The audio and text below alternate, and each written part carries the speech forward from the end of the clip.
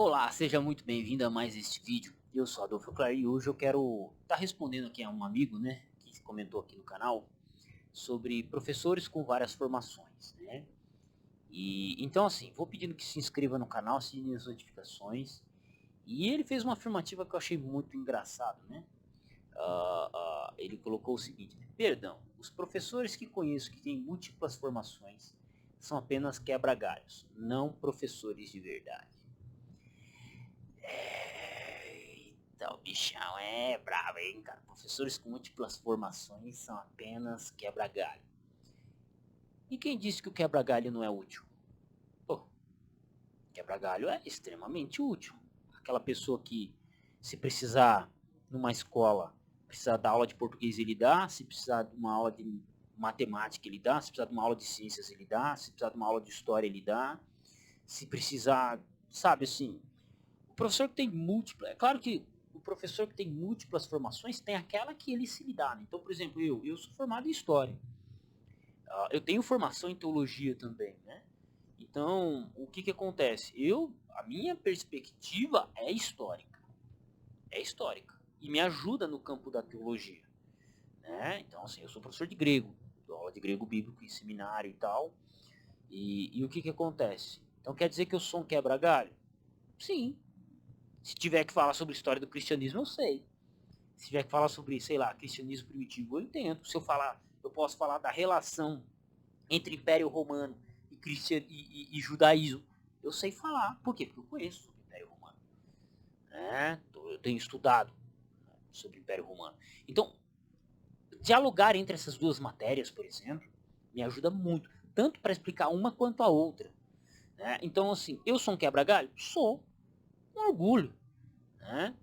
Então, a experiência que eu tenho de professores com várias formações é que normalmente eles tendem a ser mais maleáveis de lidar com a matéria. Por exemplo, no vídeo anterior que eu postei ontem, eu expliquei como dar uma aula de sociologia, né, a experiência que eu tenho, o caminho, indiquei até alguns livros, né, que eu já tenho indicado várias vezes aqui. Eu costumo sempre indicar os mesmos livros para o pessoal, sempre tem gente nova.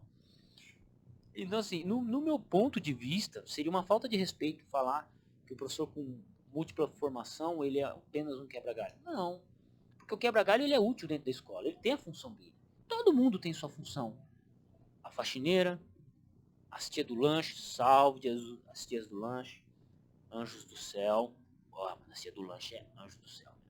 O diretor, o secretário, o professor categoria O, o professor eventual, todos eles são úteis. E entre aqueles professores que têm a disponibilidade e a capacidade de dar várias aulas. Talvez o não se especializar em uma área específica afete o desempenho como um todo.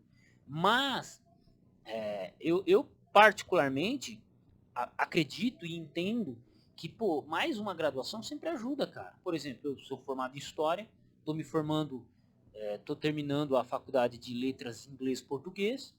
Claro que eu, como professor de português, não vou ser o melhor professor do mundo. Mas se eu tiver que dar aula, pode ter certeza que eu vou me esforçar ao máximo. Né? E fora que, como eu sei grego, como eu dou aula de grego bíblico, para dar uma aula de português é supimpa. A gente já mete um texto em grego, um texto em latim, já faz uma explicação de língua comparada e mete bronca. Eu já fiz isso, cara. Fiz aula de inglês. E aí eu comecei a comparar o inglês com o alemão pra molecada de 12 anos de idade. Fiz isso. E aí? Tava de quebra galho. Topa? Topa essa aula, irmão? Topa essa aula, parceiro? Entendeu? Então vai de cada um. Tem aqueles professores que são medianos? Tem. Ok. Tem. Mas esses professores também são úteis, porque eles atingem um tipo de aluno que eu não consigo atingir. Isso eu já falei em sala de aula e retomo aqui. Nós, por causa da nossa personalidade, do nosso jeito de ser, nós alcançamos um determinado tipo de aluno.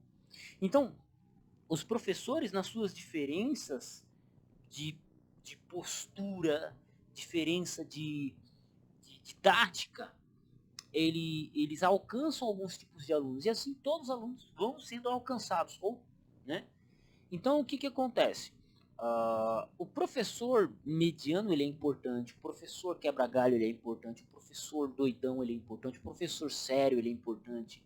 Eu tive professores duros, sérios, que eu aprendi alguma coisa. Tive professores duros e sérios que eu não aprendi porra nenhuma com eles. Tive professor gente boa que eu não aprendi nada. E tive professor gente boa, cara, que me ensinou tudo. Assim, literalmente, muita coisa.